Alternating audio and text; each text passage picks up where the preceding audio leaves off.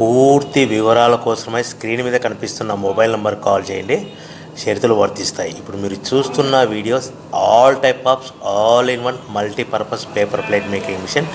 ఈ మిషన్లో మనము 13 ఇంచుల బఫే ప్లేట్ కానీ 14 ఇంచుల బఫే ప్లేట్ కానీ ఎక్స్ట్రా డై కొనుక్కొని చేసుకోవచ్చు. అదేవిధంగా ఈ మిషన్లో స్నాక్స్ ప్లేట్స్, రింకిల్ ప్లేట్స్ అంటే 6 ఇంచులు, 7 ఇంచులు, 8 ఇంచులు, 9 ఇంచులు టిఫిన్ ప్లేట్స్, స్నాక్స్ ప్లేట్స్ కూడా ఎక్స్ట్రా డైలు కొనుక్కొని చేసుకోవాల్సిందిగా తెలియజేస్తున్నాను. సో ఈ మిషన్కు 2 HP మోటార్స్ ఉంది.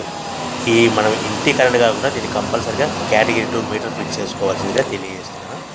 సో మనము ఈ మిషన్లో బేరింగ్ డైల్ అంటే 13 ఇంచులు కానీ 14 ఇంచులు కానీ మనకు నచ్చిన డైలీ ఎక్స్ట్రా డై కొనుక్కొని బఫే ప్లేట్ తయారు చేసుకోవచ్చు. అట్ ద సేమ్ టైం చిన్న చిన్న కప్పులు కూడా తయారు చేసుకోవచ్చు.